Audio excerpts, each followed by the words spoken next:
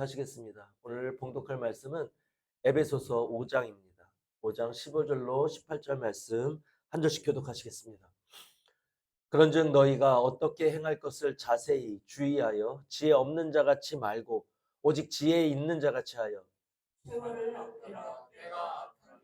그러므로 어리석은 자가 되지 말고 오직 주의 뜻이 무엇인가 이해하라.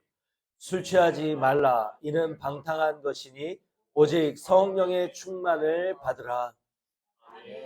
기도하시겠습니다. 할렐루야. 하나님 아버지, 오늘 주님 주홍 같은 죄, 진홍 같은 죄를 가지고 주님 앞에 나왔으나 우리를 회개케 하시고 주님의 말씀 앞에 깨끗게 하시며 아버지 정결케 하시고 오늘 우리에게 말씀 허락하여 주심을 감사드립니다. 오늘 말씀을 듣고 아멘하는 가운데 아버지의 마음과 뜻이 우리 안에 느껴지고 깨달아진 바가 되게 하여 주셔서 주님의 뜻을 오해하고 아버지를 오해하였던 곡해했던 모든 시간들 주님 앞에 회개하게 하시고 아버지 앞에 감사함으로 나아가 주님의 그 사랑을 온전히 내 것으로 취하는 누리는 아들의 기쁨을 우리에게 허락하여 주옵소서. 이 기쁨이 주님의 기쁨이 되는 줄로 믿습니다. 전복을 주님께 의뢰드리오며 예수 그리스도의 이름으로 기도드렸습니다. 아멘. 할렐루야. 오늘 말씀의 제목을 다 같이 함께 읽겠습니다. 시작. 오직 주의 뜻이 무엇인가 이해하라. 할렐루야. 이 말씀도 한번 따라해 볼까요? 오늘 말씀을 준비하면서 이 말씀을 준비하면서 제 마음에 이 마음도 지나갔어요. 다 같이 한번 따라해 보겠습니다. 오해를 벗고 이해를 옷 입으라. 여러분 우리가 할렐루야. 우리가 얼마나 많은 오해와 곡해 속에 살고 있는지를 인식할 수 있기 바랍니다. 우리는 모두가 선글라스를 끼고 있어요. 색안경을 끼고 있다. 색깔과 종류와 그 진하기는 각자가 다릅니다.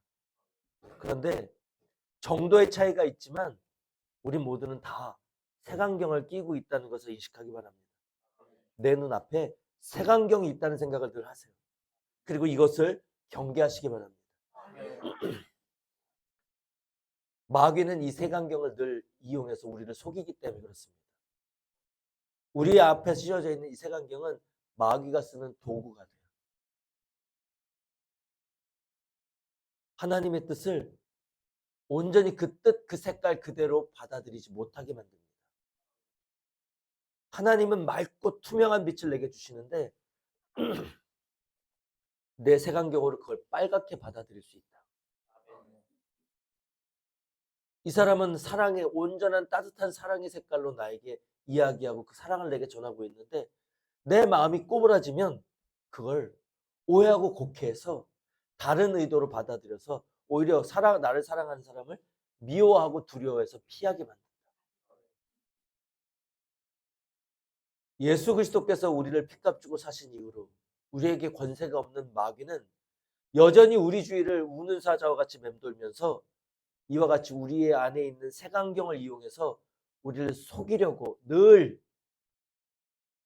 우리의 빈 틈을 타고 있습니다.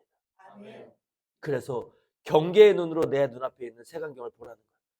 이 인식이 없이 세상을 보면 다 세상은 빨간색처럼 보여요. 저 사람은 날 미워하는 것처럼 보여요.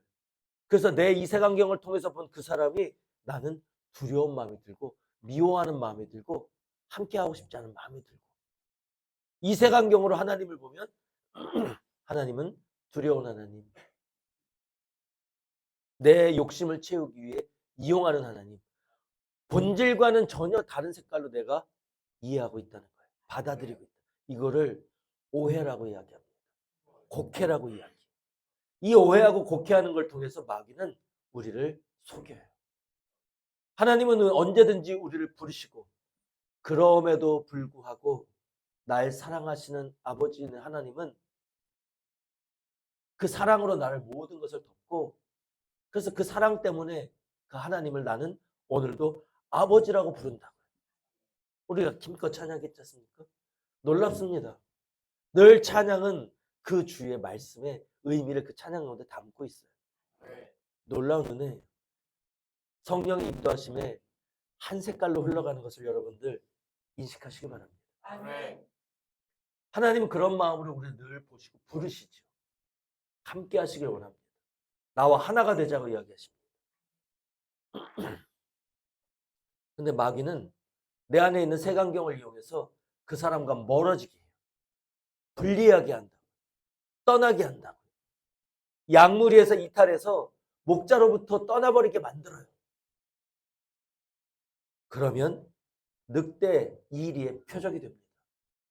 물에서 떨어진 양을 쉽게 먹이 삼아 잡아먹을 수 있어요. 죽음이에요. 그래서 사단 마귀는 늘 하나님과 우리를 분리시키려고 하고 믿음의 공동체 안에서 우리를 분리시키려고 하고 나를 사랑하는 사람과 나를 분리시키려고 해요. 가장 강력하게 이용하는 것이 색안경의 속임수입니다. 근데 그 색안경을 마귀가 씌워준 게 아니고 내가 가지고 있는 거예요. 내가 속한 내 육에 속한 옛사람이 가지고 있는 그 안경으로 여전히도 바라보면 주님의 사랑이 이제 임하고 있음에도 불구하고 그것을 그 색깔로 받지 못한다는 것입니다. 오직 주의 뜻이 무엇인가 이해하라는 말씀의 제목 안에는 이러한 내 모습을 인식하고 내 안에 색안경을 제하라는 것입니다. 오직 성령으로만 이 색안경을 파쇄할 수 있어요. 내 힘으로 할 수 없다는 거예요. 그 말씀이 오늘 말씀의 핵심입니다. 에베소서 5장 말씀 우리가 함께 보았는데 사도 바울은 이 에베소서 말씀을 통해서 거듭난 그리스도인들의 새로운 삶에 대해서 이야기하고 있어요. 디테일하게.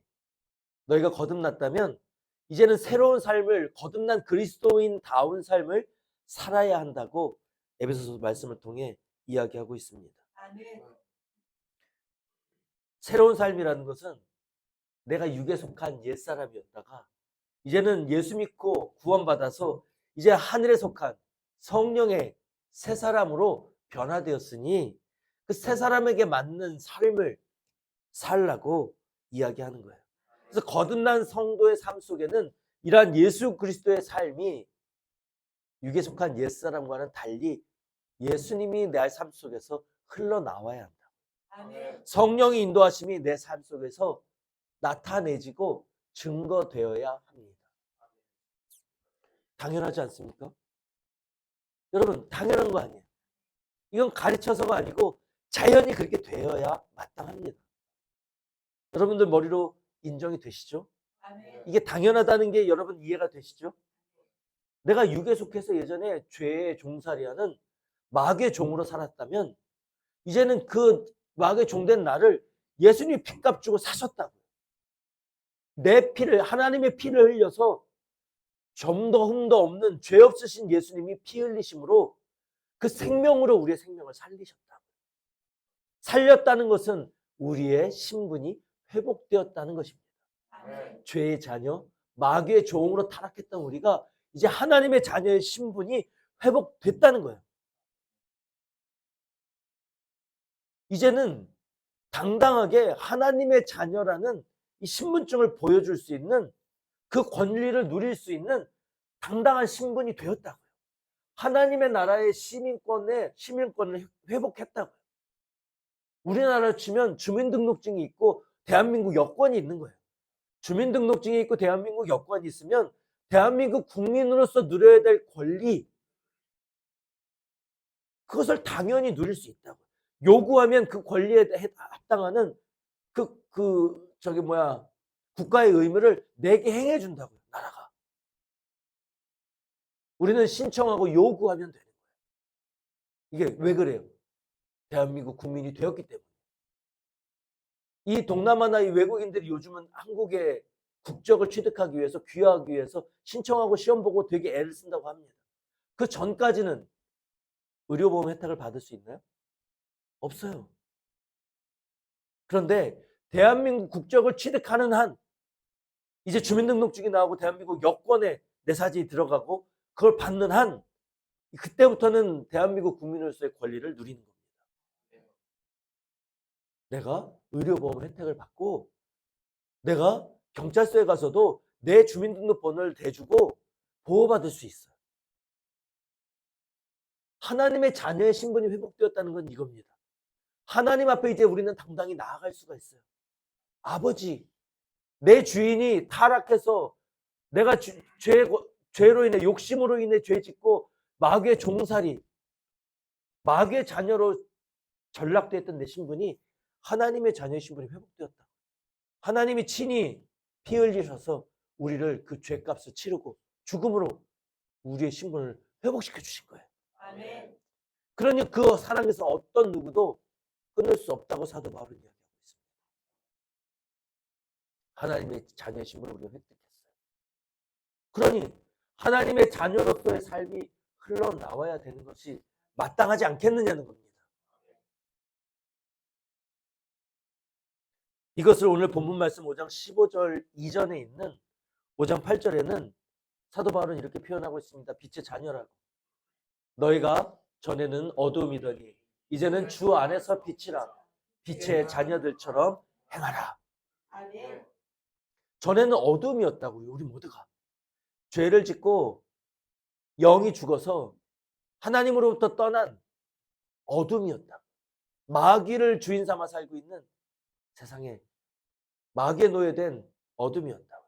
그러나 예수의 피로 말미암아 아버지의 은혜로 말미암아 우리는 그 죄에서 해방되고 주 안에서 이제는 우리가 빛이 되었습니다. 아멘. 빛으로 다시 변화되었어요. 빛의 자녀처럼 이제 행하라는 거예요.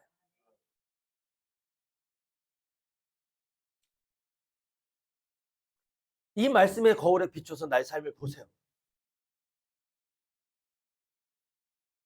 마땅히 예수 그리스도를 나의 구주로 영접했다면 이러한 삶을 빛의 자연의 삶을 살아야 하는데 여러분의 삶은 이 말씀의 거울에 비춰서 그렇게 살아졌습니까? 아니면 빛의 자연의 삶과는 내가 나를 봤을 때 뭡니까? 나는 어둠입니까? 어떻습니까? 나는 밝은 빛입니까? 어둠입니까? 이 시간 돌아보세요. 지난 한 주간의 삶만을 우리 가깝게 돌아봅시다. 나는 내 삶은 빛이었습니까? 어둠이었습니까? 나는 빛이었습니까? 어둠이었습니까? 하나님이 나에게 주신 그 신분과는 상관없이 나를 볼 때, 내 삶, 내가 나타낸 삶을 볼 때 빛을 나타내며 살았습니까? 내 삶의 어둠 투성이었습니까? 어느 쪽이에요? 빛 1번, 어둠 2번. 1번 손 들어보세요. 2번 손 들어보세요. 자신 있게.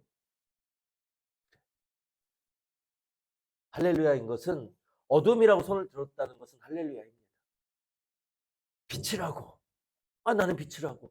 빛의 자녀니 나는 빛이지요. 아멘. 맞습니다. 아멘. 온전히 그리 되기를 원합니다. 아멘 해야 합니다. 이 소망을 가지고. 그러나 내 현실을 직시하라는 거예요. 외면하지 말고 직시하라는 뜻입니다. 그럼에도 불구하고 내 삶에는 끊임없이 어둠이 흘러나오고 있지 않는가? 내 안에 있는 어둠들을 발견하라는 겁니다. 그것에 왜 그러면 나는 빛의 자녀가 되었는데 여전히 어둠을 달고 사니 말씀이 거짓입니까? 하나님이 우리에게 주신 은혜가 참된 것이 아닙니까? 예수님이 핏값 주고 사신 구원의 은혜가 불완전한 것입니까? 아니면 거짓말입니까? 그럴 수 없습니다. 아닙니다.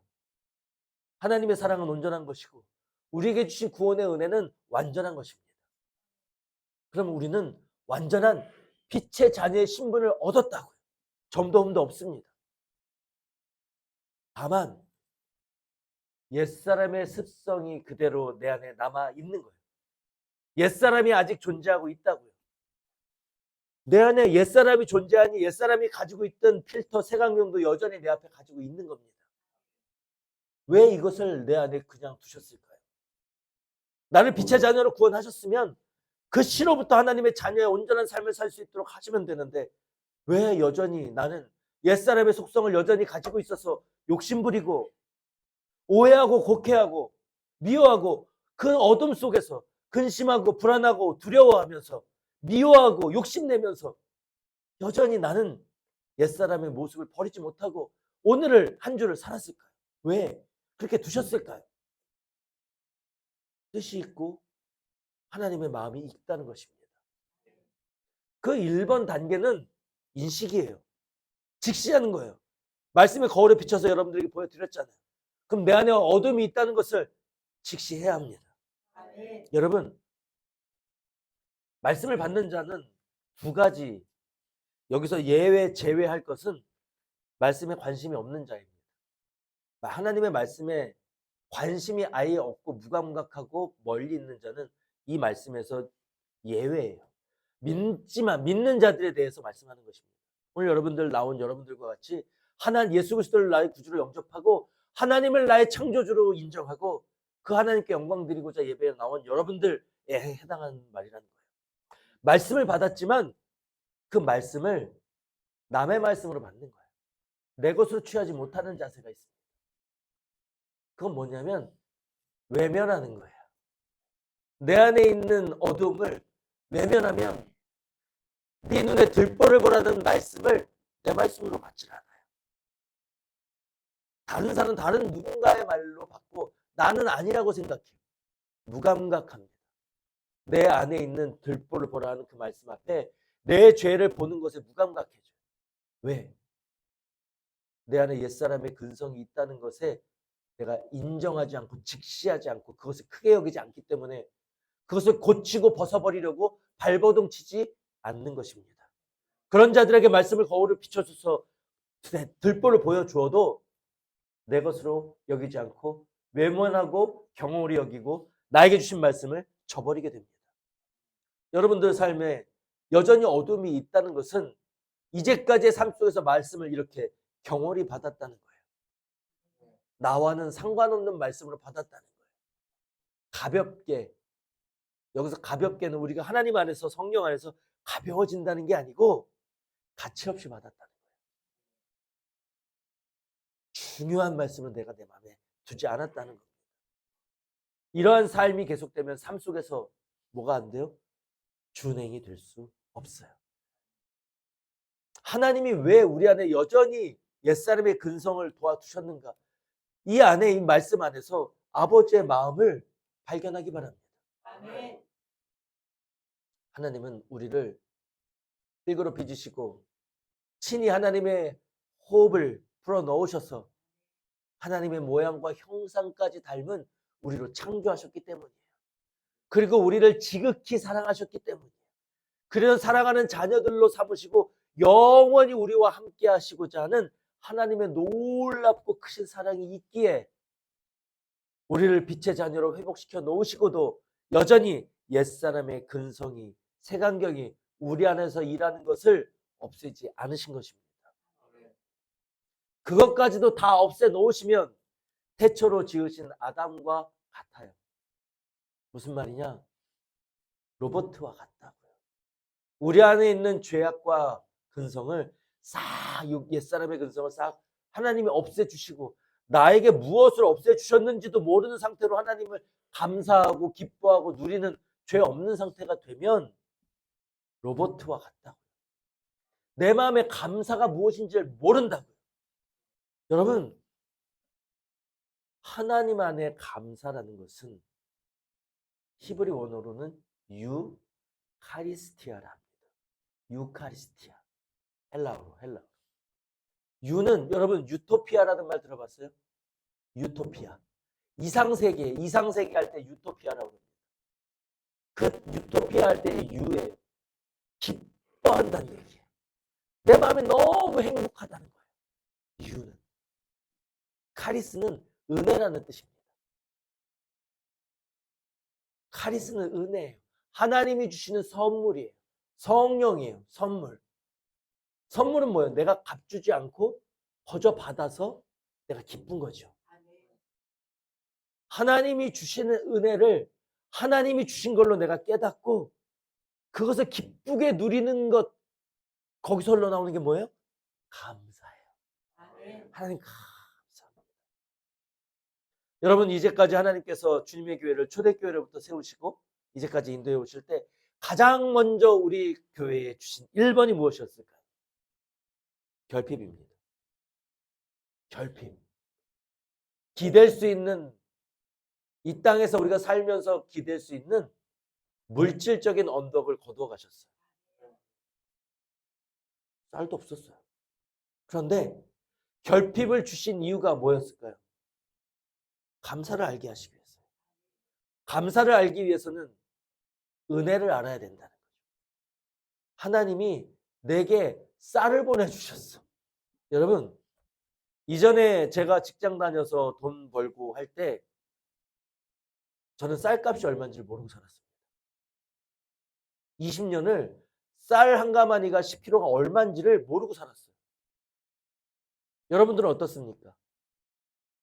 고등학교 때까지 쌀값이 얼마인지 그 밥에 기름진 쌀밥에 감사한 적 있습니까? 감사하다. 그런 적 있어요? 우리 유빈이는 기름진 쌀밥에 감사한 적 있어요? 너무 맛있다. 오늘은 많이 기름지지 않지만 허락하신 쌀밥에 감사할 수 있기 바랍니다. 쌀밥에 감사하게 되더라. 쌀이 없으니까 보내주신 쌀밥에 감사함을 느꼈어요. 그리고 그 쌀을 살려고 나가봤는데 쌀값이 이렇게 비싸다고? 10kg 그거 얼마? 우리 5 식구 먹는데 며칠 먹지도 못하는 그게 10kg에 4만 원이 넘어? 충격을 받았습니다. 그것을 사기에 두려울 정도로 결핍이 되니까 그것을 누군가 선물해주고 허락해 주셨을 때 너무나 감사한 거예요. 내게 결핍이 없었더라면 주시는 쌀과 보내주시는 김치와 그 외에 더하여 주시는 풍족한 간식들, 파리바게뜨 식빵이 얼마나 감사하든지. 여러분, 결핍이 없었다면 하나님이 주시는 것을 세세하게 느끼지 못했을 거예요. 하나님께서 우리에게 결핍은 고통입니다. 그렇잖아요? 가고 싶지 않은 길이잖아요. 풍족하게 누리다가 당장 내일부터는 소득이 끊겨. 아무것도 없어. 그리고 있는 걸 내다 팔아야 돼. 이러한 삶을 하루하루 산다는 것은 고통이죠. 하나님은 그런데 우리에게 첫걸음으로 고통을 허락하셨다는 말입니다. 그런 하나님의 뜻을 여러분들 이해했겠습니까? 주시기 전까지는, 깨닫게 해주시기 전까지는 우린 이해할 수가 없습니다. 그러나 그 전까지 어떻게 우리를 빚었나 보십시오.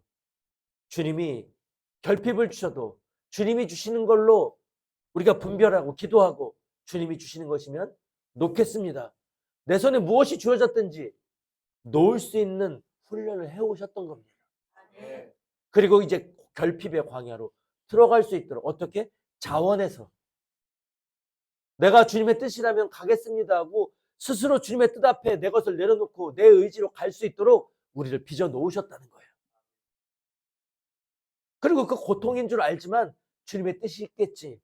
하나님의 인도하심을 믿고 갑니다 하고 낭떠러지에서 뛰어내리는 것 같은 고통이 기다리고 있지만 주님 믿고 뛰었단 말입니다. 이 믿음 누가 주셨어요? 주님이 빚어주셨어요. 똑같은 과정 속에 이전부터 우리를 빚어오신 것입니다. 그리고 첫 단계 결핍을 주시고 고통이지만 고통을 주신 아버지의 뜻은 그것을 통해 내가 너와 함께하고 있다. 내가 너를 모든 것을 공급하고 구름기둥, 불기둥, 만나와 메추라기 그 삶을 주니 나를 깊이 알아라. 내 마음을 깊이 느끼기 바란다.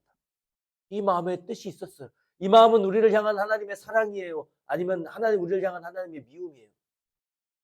하나님의 사랑 아니겠습니까? 그 아버지의 마음을 오늘 말씀의 제목이 뭐예요? 오직 주의 뜻을 이해하라.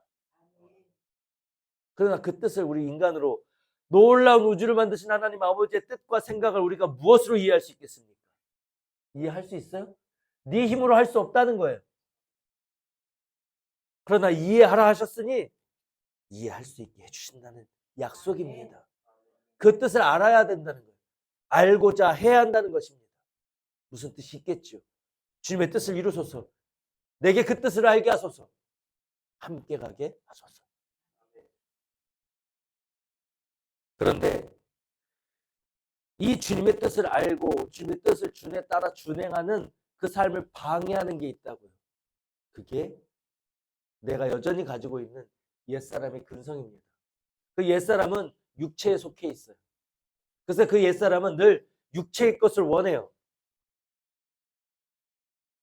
편안하고 안락하길 원하고 육체적인 쾌락을 원하고 좋은 거 먹고 좋은 사람 만나고 좋은 데 가고 물질적으로 풍요하고 명예를 얻고 사람들 앞에 내가 높아지길 원하고 나를 미워하는 사람을 용납할 수 없고 나만 높아지고자 하는 것이 옛사람의 근성이고 죄의 본체입니다. 여전히 그 본성이 남아있어요. 이전과 옛사람일 때하고 이제 너는 빛의 자녀니 빛의 자녀처럼 행하라고 명령하셨잖아요. 어둠이었을 때하고 빛의 자녀였을 때하고 여전히 나를 내 안에는 육체의 소욕이 남아있다. 그런데 차이는 이전에는 내가 여기서 벗어날 생각을 하지도 못하고 하기도 싫고 하려 하지 않고 그 안에서 그것이 전부인 것으로 온전한 어둠으로 살았다는 거예요. 그러나 이제는 신분이 바뀌었어요. 빛의 자녀로. 빛의 자녀로 바뀌었다고. 내가 얼마든지 빛의 자녀의 행함을 행하려고 하면 할 수 있도록 바꿔주셨다는 거예요. 그러니 우리 앞에는 뭐예요? 내 의지를 들여 믿음을 가지고 의지를 들여 빛의 자녀의 행함을 빛의 자녀처럼 행하려면 할 수 있다고. 이제는 할 수도 없었고 할 마음도 없었다고. 근데 이제는 할 수 있을 뿐만 아니라 할 수 있는 신분이 되었을 뿐만 아니라 성령이 함께 하셔서 할 수 있도록 도와주세요. 무엇이 빛의 자녀의 행함인지 무엇이 빛이고 어둠인지 우리 안에서 끊임없이 알려주신다고요. 그래서 여러분들 마음속에 몰라서 못하는 것이 없습니다. 무엇이 빛이고 무엇이 어둠인지 분별 못해요? 내 마음에 지금 있는 이 마음이 어둠인지 빛인지 여러분들은 다 알고 있습니다. 이러야 하면 안 되는지 알면서도 행하는 것 뿐이지 몰라서 못하는 게 아니에요. 우리가 단계를 이뤄갈수록 마귀가 우리를 극도로 고도로 우리를 속이는 그 단계에 들어갈수록 우리는 예민하게 분별해야 됩니다. 그럼 그때 가면 그렇게 할 수 있도록 성령이 인도하세요. 근데 지금은 여러분들에게 그러한 고난도의 영적 분별을 원하는 게 아니에요. 그럼 뭘 원해요? 네 마음에 깨달아지는 것만이라도 순종하라는 거예요. 이거는 이러면 안 되는데 하면서 하지 말라는 거예요. 빛은 빛이고 어둠은 어둠인 것을 여러분들 안에 분별케 하셨는데 몰라서 못해요? 아는 건 먼저 하라는 거예요. 아는 것이라도 먼저 선택하라는 것입니다. 우리에게 선택을 남겨주셨어요. 너희가 육체의 옛사람을 따라갈 건지 빛의 자녀로 살 건지 선택을 우리에게 주셨다고요. 구원하시고 그 길을 우리 손에 주셨다고요. 왜요? 하나님이 기뻐 영광 받으시는 아들로 빚어내기 위해서입니다. 의지가 없는 것, 자원하는 마음이 없는 것, 로봇처럼 하라는 것, 그건 프로그램된 로봇은 하는 것이지 하나님을 사랑하는 자가 행하는 것이 아니기 때문에 그렇습니다. 하나님은 우리에게 자유의지를 주시고 선택하게 하셨어요. 그리고 우리에게 한량없는 은혜를 끊임없이 용서하시면서 부어주고 계시잖아요. 그거를 뭘로 깨달으라고? 은혜인 것으로 깨달을 때까지. 그 은혜가 은혜인 것으로 깨달아지면 우리 안에 기쁨이 넘칩니다. 왜요? 이런 나를 여전히 옛사람을 가지고 색안경을 끼고 있어서 늘 주님 앞에 죄 짓고 하나님을 오해하고 있는 나를 오늘 또 용서하시고 색안경을 또 벗겨주시고 한량없는 은혜를 부어주시고 기회를 주시고 그럼에도 불구하고 하나님의 크신 사랑으로 나의 모든 죄를 덮으시고 아버지라 부를 수 있도록 나를 품어주시니 이 은혜를 감사합니다. 그 은혜를 누리겠습니다. 이 놀라운 은혜를 감사함으로 누리겠습니다. 기뻐하며 주신 사랑을 감사함으로 누리는 그 자녀의 모습을 통해 아버지 영광 받으시고 그때 올려드리는 우리의 감사를 찬송으로 받으신다고요. 그러기 위해 우리 앞에 길을 주시고 모든 것은 다 예비하셨어요. 성령으로 가르쳐 주시고 힘도 주세요. 난 뭐 하기만 하면 돼요? 선택하기만 하면 돼요. 모르는 것을 선택하지 못했다고 하나님이 탓하시지 않습니다. 여러분 핑계하지 마시기 바랍니다. 할 수 있는 것 충분히 하고도 남을 것들 그것을 하나님은 우리에게 원하라고 우리 앞에 펼쳐주시는 거예요. 그러니 가장 주님 안에 최악은 지금 이곳에 있지 않는 주님 믿지 않는 자들, 무관심한 자들입니다. 하나님을 믿지 않는 자. 그러나 그 다음에 최악이 있으니 그것은 무감각한 자들이에요. 말씀의 거울에 나를 비춰보지 못하고 무엇을 회개해야 하는지, 무엇을 준행해야 되는지 거기에 내 마음을 담지 않는 거예요. 왜 이렇게 됐는? 왜 무감각하게 됐습니까? 할 수 있는 것을 하지 않기 때문에 그래요. 그러면 점점 감각을 잃어가요. 서 있다가 앉고 싶고, 앉아 있다 눕고 싶고, 1시간 하던 거 2시간 하고 싶고,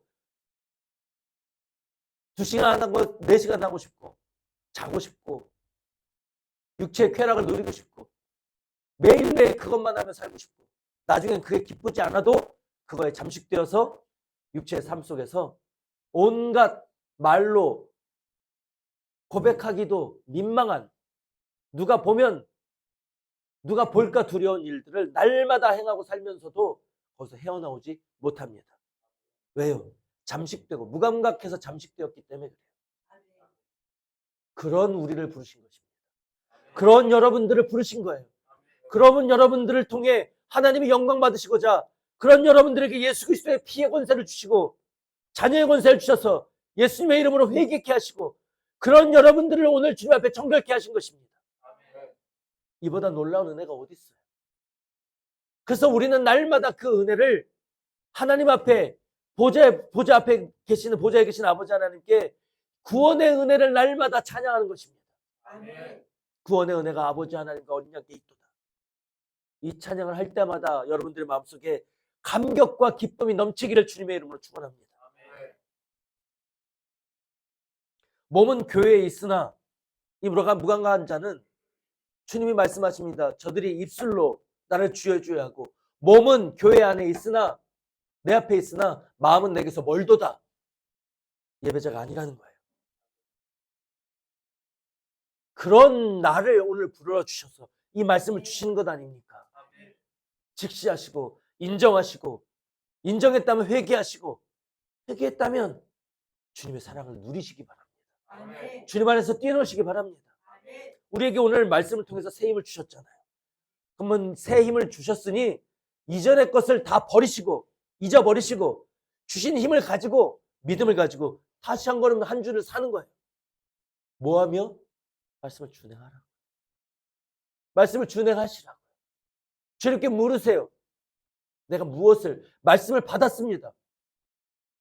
이 말씀의 뜻이 무엇입니까? 물으세요. 말씀을 다시 들어보세요. 그리고 주님께 물으세요. 그리고 주님께 구하세요. 주님, 이 말씀을 이루기 위해서 어떻게 행할까요? 뭘 알아서 하는 게 아니에요. 이루고자 나도 준행해보고자 하는 소원이 있는 사람은 이렇게 할 수밖에 없다고요. 알고 싶은데 모르면 어떻게 끊임없이 물을 수밖에 없잖아요. 그런 자를 멸시하지 않으시고 외면하지 않으시고 후히 주시고 꾸짖지 않는 하나님께 구원하시잖아요. 너희들에게 주되 어떻게 준다면 누르고 흔들어 넘치도록 하여 너에게 안겨주는가 안 주는가 보라고 말씀하십니다. 우리가 행하지 않았기 때문에 묻고 구하지 않았기 때문에 받지 않은 것이요. 구하여서 주었으되 알면서도 행하지 않았기 때문에 우리 안에 이루지 못한 것이요. 이루지 못했으니 날마다 우리 영이 쇠락하고 무감각하여지고 그러니 말씀 앞에 나와서도 저들이 입술로는 나와 가까우나 마음으로는 내게 멀도다. 경책받고 책망받는 모습으로 주님 앞에 나올 수밖에 없었던 것입니다.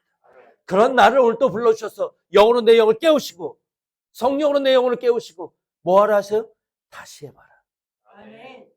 회개하고 내게 주신 그 마음을 따라가 봐라. 오늘 다시 기회 주시는 것입니다. 여러분, 열심을 가진 자들이 주님 앞에 책망받는 형태가 있습니다. 뭐요? 끊임없이 포장하고 있는 나를 발견하시기 바랍니다. 말씀을 준행하는 것처럼 사람의 눈에 보이는 것을 신경 쓰며 그 모양과 형식에 신경 쓰며 포장하고 있는 나를 보시라. 경건하게 기도하는 것처럼 11조 하는 것으로 내 믿음이 좋은 것처럼 마땅한 것입니다. 당연히 해야 돼요. 여러분들 안에 무익한 종의 자세가 있는지를 점검해 보세요.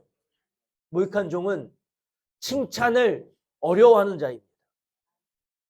제가 칭찬받을 것이 무엇입니까? 마땅히 가르쳐 주시고 힘 주셔서 하라고 하신 대로 저는 했을 뿐인데 제게 칭찬이 아니고 주님은 모든 영광은 주님께. 그런데 여러분들의 삶은 어떻습니까? 늘 인정받고자 하잖아요. 나 칭찬받으면 기분이 좋잖아요. 어깨가 으쓱하고 기분이 마음이 벅차고. 칭찬받고 내 마음이 푹 차다는 얘기는 인정 못 받으면 실망하고 나를 인정해 주지 않는 그 사람을 미워하고 인정 못 받으면 우울감으로 들어간다는 거예요. 이건 하나님의 뜻과는 상관이 없고 여전히 육체에 속한 내 모습을 나타내고 있는 것입니다. 이것을 날마다 발견하기를 기뻐하는 여러분 되시길 바랍니다. 발견해서 벗어내고 발견해서 이겨낼 때마다 나는 새 사람으로 다시 거듭나는 거예요. 빛의 자녀의 삶을 사는 거예요. 그것을 사모하는 여러분 되시길 바랍니다. 이렇게 포장하는 자를 예수님은 지극히 미워하시고 엄히 책망하셨어요. 바리새인과 서기관들. 그들은 사람의 눈으로 볼 때는 성경의 눈통난 자요, 하나님과 친밀한 자요, 종교 지도자들이었습니다. 종교의 권위를 가진 자들이었다고요. 종교적인 리더들이었어요. 오늘날 뛰어난 목회자들, 교회 장로 권사들, 성경학자들. 그래서 성경적으로 믿는 자들에게 추앙받고 존경받는 자들이었다고. 근데 예수님은 그들을 엄히 책망하셨어요. 회칠한 무덤이라고. 머리로는 아는 말씀의 지식이 넘치나 마음으로는 가진 것이 하나도 없어서 행하는 게 마음으로 행하는 것이 본심이 아니오 사람들에게 보이고자만 행한다고요. 그래서 그들을 따르는 자들에게는 준행하라고 이야기하고 정작 말씀을 전한 자기는 아무것도 하지 않는다고. 사람들에게 말씀으로 짐을 지어놓고 자기는 편하려고 한다고. 그 말씀에 짐을 지어서 나온 그 모든 물질을 가지고 착취하고 누린다고.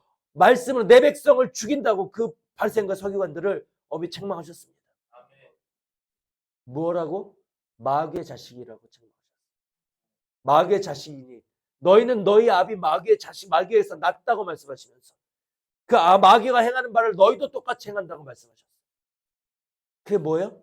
사람들 앞에 속이고 나는 믿는 자인 것처럼 속여서 사람들의 거짓 존경을 받고 권위를 받고 그들을 착취하는, 포장하는, 외식하는 사람들을 예수님이 같이 책망하신 것입니다. 내가 죽을 뿐만 아니라 나를 신뢰하는 자의 영혼도 죽이는 자들이에요.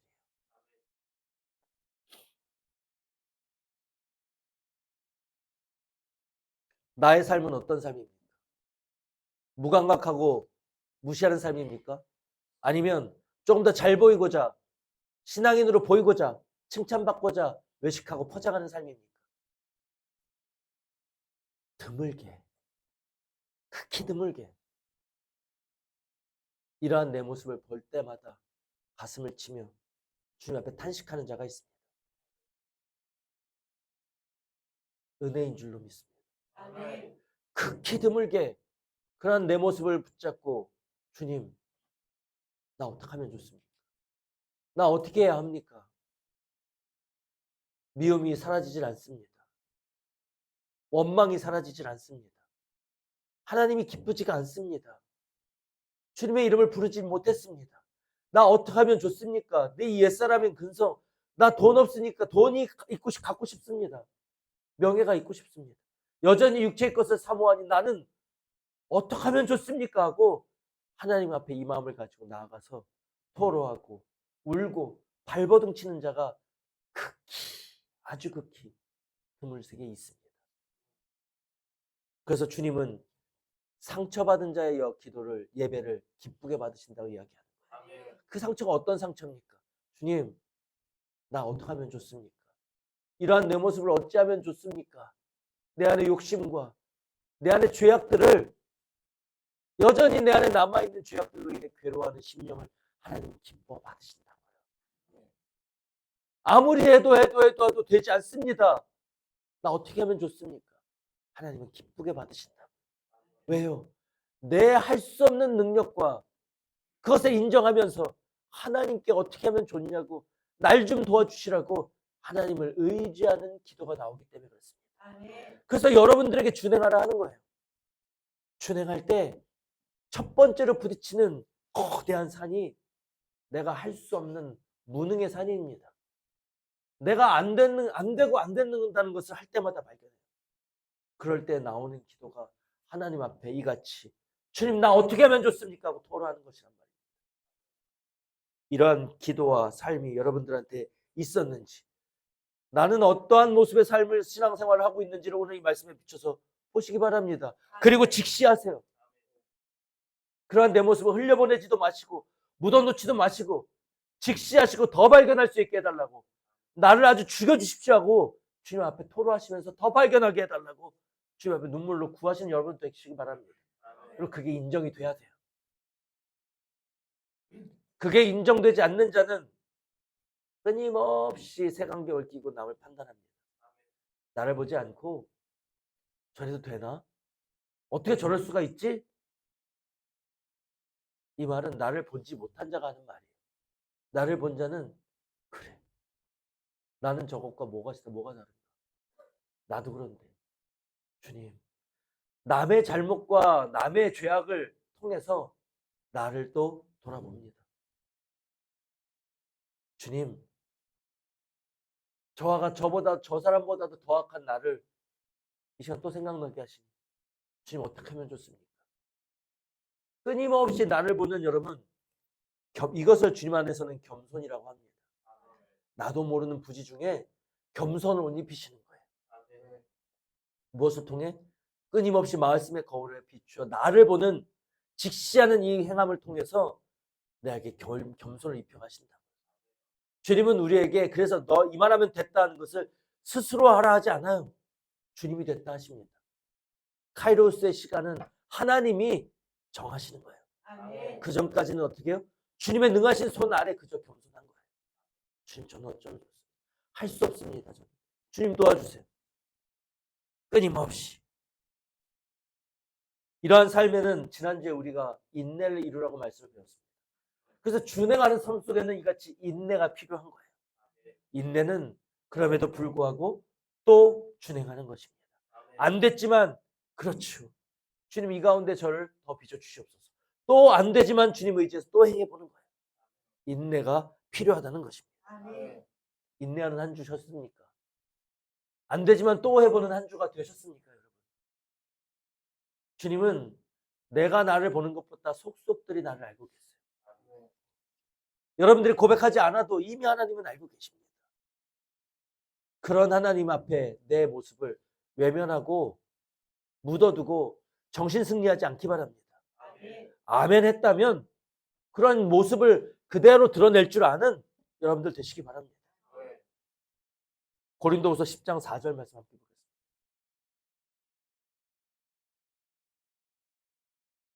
고린도후서 10장 4절 말씀 우리 한번 찾아보실까요? 그 말씀 중요해서 함께 보셔야 합니다. 고린도후서 10장 4절입니다.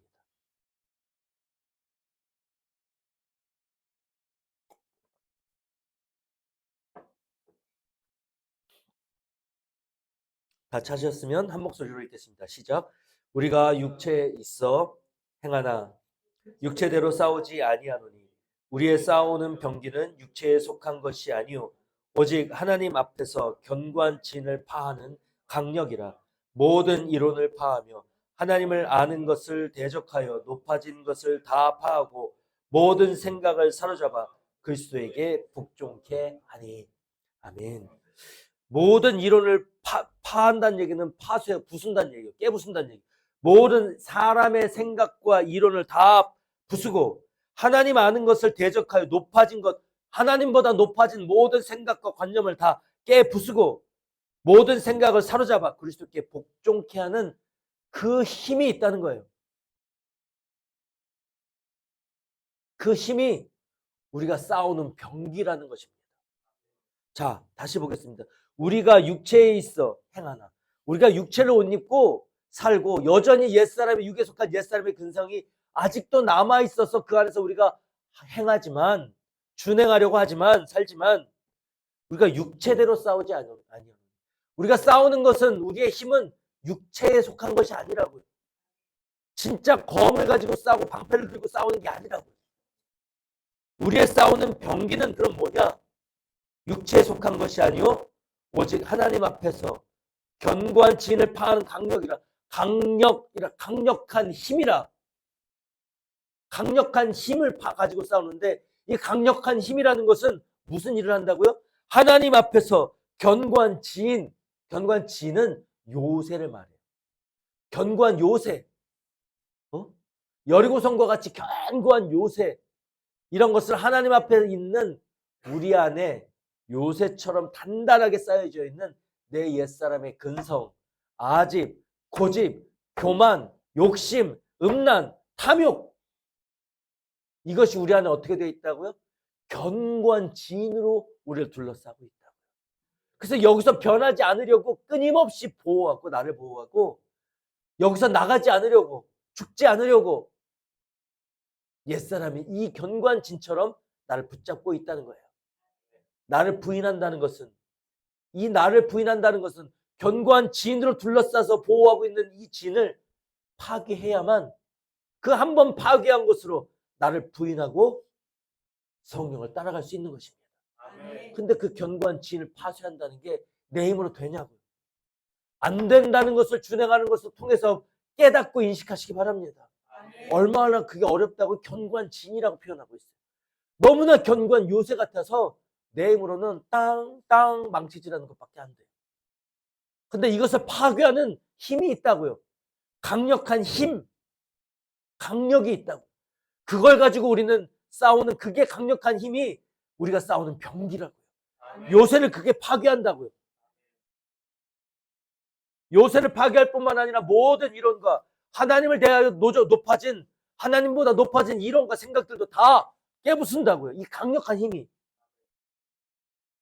이것이 하나님의 힘이라는 거예요. 여기서 강력한 힘이라고만 표현되어 있는데 이것을 영어 성경으로 번역해서 보면 divine power라고 해요. divine은 신성한, 거룩한, 하나님에 속한, 이런 뜻입니다. 하나님의 능력이라는 거예요. 하나님의 능력이 우리가 싸우는 병기라는 거예요. 육체를 힘입고 있어서 육에 속한 내가 싸우는 병기가 육에 속한 게 아니고 하나님이 주시는 거룩한 힘으로 가지고야만 옛사람의 근성과 싸워 이기고 나를 부인할 수가 있고, 나를 부인하는 걸 가로막는 요새와 같은 옛 근성들을 파쇄할 수 있다는 것입니다. 그 하나님의 거룩한 능력이 뭐예요? 성령의 능력이에요. 말씀의 검이에요. 오직 성령으로만 내 옛사람을 이기고 빛의 자녀처럼 살 수 있다는 것입니다. 이것이 우리에게 주신 놀라운 선물이에요. 근데 왜 되지 않아요? 끊임없이 내 힘으로 하려고 육의 힘을 쓰니까. 성령을 의지할 줄 모르니까. 왜 성령을 의지할지 모르고 육의 힘으로만 해요? 내가 하려고요? 내가 교만하니까. 내가 할 줄 하면 할 줄 알고 내 힘으로 할 수 있다 생각하는 마음이 여전히 내 안에 있으니 성령을 의지할 줄 모르는 것입니다. 그렇다면 우리는 끊임없이 준행하는 걸 통해 실패해야 해요. 실패를 맛보고 좌절을 맛보고 바닥을 칠 줄 알아야 합니다. 그 끝에 가서야 내 힘 다 쓰고 나서야 안 된다는 것. 하나님 앞에 포기해요. 포기하고 성령 힘을 의지한다고요. 빠른 길을 주님이 주시길 원합니다. 그럼 빨리 포기하시기 바랍니다. 빨리 포기하는 방법은 끊임없이 준행하는 거예요. 말씀을 준행하고 그 일을 행하는 것에 여러분들 집중하시기 바랍니다. 내 눈에 들보를 보는 것에 집중하세요. 모든 세상이 내 눈에 들보를 보는 것에 집중합니다. 그러면 세상은 이 사람은 무엇을 얘기하든지 나는 그것을 나를 바라보는 것으로 치환해서 생각하기 바랍니다. 그게 나에게 집중하는 길이에요. 그러면 속히 포기할 수 있도록 성령이 도우십니다. 오늘 본문 15절 16절 말씀 보시겠습니다. 그런즉 너희가 어떻게 행할 것을 자세히 주의하여 지혜 없는 자같이 말고 오직 지혜 있는 자같이 하여 세월을 아끼라. 때가 악하니라. 그러니까 여러분들 말씀을 준행할 때 지혜 없는 자같이 말고 지혜로운 자처럼 성령이 가르쳐 주셨으니 세월을 아끼라고 말씀하십니다. 세월을 아낀다는 건 시간을 잘 써라 이런 뜻도 있지만 포함이 되지만 온전한 뜻, 세월은 뭐예요? 하나님의 뜻이라고 했어요. 시간, 카이로스라고 여러분들 배웠습니다. 아낀다는 것은 엑사고라죠. 뭐예요? 다 산다는 거예요. 세월을 하나님이 주신 허락하신 그 시간을 하나님의 때를 사라는 거예요. 다. 때가 악하니라. 산다는 것은 줄게 선물로 취해라는 게 아니고 사라고 얘기했다. 산다는 건 뭐예요? 대가를 지불한다는 거예요. 여러분들의 시간, 여러분들의 노력, 그걸 들여서 산다는 거예요. 이게 뭐예요? 준행. 아멘. 준행하는 데는 여러분들의 시간과 물질과 몸을 들여야 준행할 수 있잖아요. 그것을 드린다는 것을 산다고 표현한다고요. 그것을 드리고 포기하고 여러분들의 생각과 육의 욕심들을 포기하고 하나님이 주신 생각과 그 뜻을 취해보려고 준행하는 거예요. 이게 세월을 아끼는 자세입니다. 아멘. 본문 17절 말씀 보시겠습니다. 그러므로 어리석은 자가 되지 말고 오직 주의 뜻이 무엇인가 이해하라. 할렐루야. 오늘 말씀이 계속 준행에 집중되고 있다는 것 여러분들 인식하시기 바랍니다. 여러분들 이 참빛교회, 이 주님의 교회에서 중점적으로 여러분들에게 말씀을 주고 이루고자 하시는 핵심이 뭐라고요? 준행이라고. 아멘. 지난주에 말씀도 이야기했어요. 말씀을 듣고 또 들으라는 것입니다. 여러분들 준행하지 않는 믿음은 믿음이 아니라 했어요. 어리석은 자가 되지 말라고 말씀하시면서 오늘도 뭐예요? 지혜 있는 자같이 행하여 하나님이 주시는 그때 하나님 그 안에서 모든 하나님의 말씀을 너희의 시간을 주고 살라는 거예요. 포기하고 육을 포기하고 영을 취하라는 것입니다. 어리석은 자가 되지 말고 그럼 그 안에서 준행하는 걸 통해서 어떻게 해요? 말씀을 옷 입게 돼요. 말씀을 옷 입는다는 것은 그 안에 담겨져 있는 하나님의 이 말씀을 주신 하나님의 뜻과 의도 그 마음을 깨달아 한다는 거예요. 아멘. 이 말씀을 깨달아 알기 위해서는 그 말씀 따라 준행하는 것이 반드시 필요하다고 여러분들 배웠습니다. 말씀을 준행함으로 믿음이 온전하게 된다고요. 온전한 믿음이야말로 말씀을 옷 입는 믿음인 거예요. 아멘. 그 안에 담겨져 있는 주님의 마음과 내가 하나로 일치를 이루는 것입니다. 사랑하라고 말씀 주신 하나님의 마음처럼 내가 사랑하는 마음이 된 거예요. 그 안에 담겨져 있는 하나님의 마음을 이해하고 내가 옷 입은 것입니다. 이것을 위해서 주님이 우리에게 주시는 길이 뭐예요? 준행이라고요. 시간, 세월을 아껴서 준행하라고요. 여기에 집중하라고요. 그러면 어리석은 자가 되지 아니하고 지혜로운 자처럼 되어서 주님의 뜻을 이해하는 자가 된다는 것입니다. 아멘. 여러분, 우리가 제한된 인간으로서 하나님의 뜻을 어떻게 이해하겠어요? 그런데 오늘 명령하고 계시잖아요. 이해하라. 아버지 하나님의 뜻, 주님의 뜻을 이해하라고 말씀하십니다. 이 말씀은 너희가 이해하고자 하면 이해할 수 있게 해주시겠다는 거예요. 이해하고자 우리가 말씀을 내 시간을 들여 말씀을 취하고자 준행하면 준행하는 걸 통해서 온전케 해주신다고. 말씀 옷 입게 해주시겠다고. 그 안에 담겨져 있는 하나님의 뜻을 이해하고 옷 입을 수 있도록 해주시겠다는 약속입니다. 아멘. 아멘으로 받으셨다면 말씀을 준행하여 옷 입는 여러분들 되시길 주님의 이름으로 축원합니다. 아멘. 우리 시편 25편 12절로 24절 말씀 보겠습니다. 여호와를 경외하는 자 누구뇨? 그 택할 길을 저희에게 가르치시로다. 저희 영혼은 평안이와 과하고 그 자손은 땅을 상속하리로다.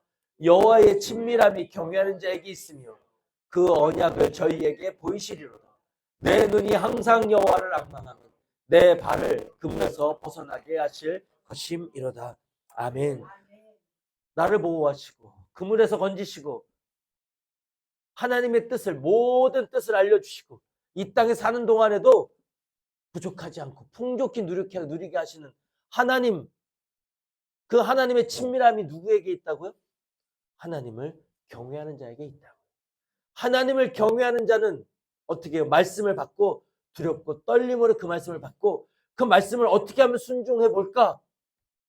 늘 하나님과 동행하면서 말씀을 준행하는 것에 집중하게 됩니다. 아멘. 그런 자를 하나님이 어떻게 된다고요? 친밀히 여겨주셔서 하나님의 그 모든 계획과 뜻, 언약을 다 알려주신다고요. 아멘. 그리고 그 뜻을 받은 우리들과 인생들과 함께 일하신다고요. 사랑하는 성도 여러분, 하나님의 마음은 이와 같습니다. 우리와 친밀하게를 원하십니다. 우리와 함께 하시고 하나님의 경륜을 함께 이루어가기를 원하시고 영원한 하나님의 나라에서 하나님의 나라 안에서 각자를 다스리는 자로 세우시고 우리와 영원토록 하나님의 나라에서 누리기를 원하시는 것이 아버지의 마음입니다. 아멘. 본문 18절 말씀 보시고 마치겠습니다. 술 취하지 말라. 이는 방탕한 것이니 오직 성령의 충만을 받으라. 성령의 충만을 주시겠다는 것입니다.